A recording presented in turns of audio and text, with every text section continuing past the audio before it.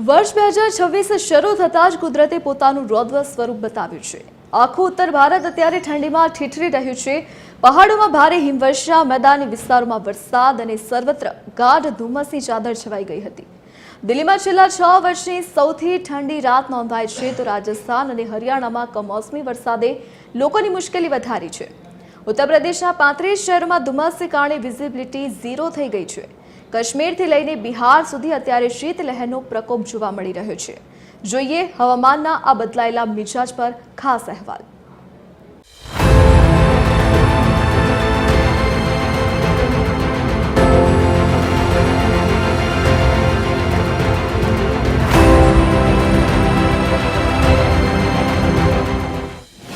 ઠંડીનો પ્રકોપ, વરસાદ, હિમવર્ષા અને ધુમ્મસ।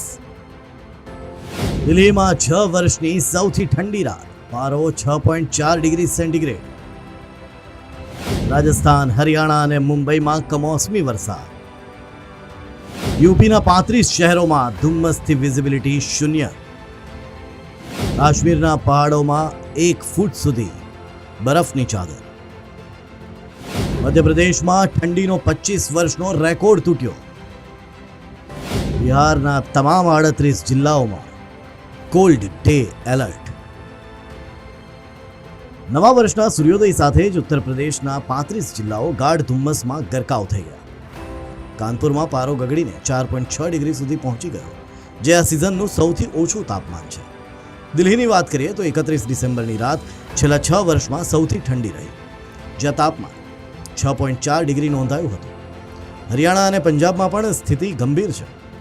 ધુમ્મસ અને કાતિલ ઠંડીને જોતા હરિયાણાની તમામ શાળાઓમાં આજથી શિયાળુ વેકેશન જાહેર કરી દેવામાં આવ્યું છે। પંજાબમાં ઓરેન્જ એલર્ટ જાહેર કરાયું છે, કારણ કે ત્યાં ગાઢ ધુમ્મસની સાથે ઝરમર વરસાદે ઠંડીમાં વધારો કર્યો છે। ઠંડીની વચ્ચે રાજસ્થાન અને મુંબઈમાં વરસાદે આશ્ચર્ય સર્જ્યું। જયપુર અને ચિત્તોડગઢમાં આજે સવારે ભારે વરસાદ પડ્યો, જ્યારે બુધવારે બિકાનેરમાં પણ મેઘમહેર થઈ હતી। મહારાષ્ટ્રની રાજધાની મુંબઈમાં પણ 1 જાન્યુઆરીની સવારે વરસાદી ઝાપટા પડ્યા હતા। બીજી તરફ પહાડી રાજ્યોમાં કુદરત મન મૂકીને વરસી રહી છે। ગુલમર્ગ, ગુરેઝ અને લાહોલ સ્પિતિમાં 1 ફૂટ સુધીની બરફની ચાદર જામી ગઈ છે।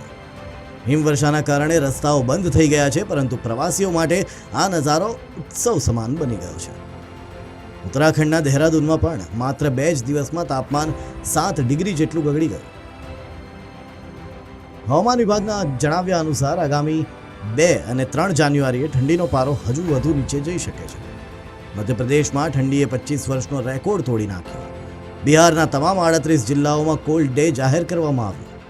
વેસ્ટર્ન ડિસ્ટર્બન્સ સક્રિય થવાને કારણે પંજાબ, હરિયાણા અને યુપીમાં હજુ પણ વરસાદની શક્યતા છે।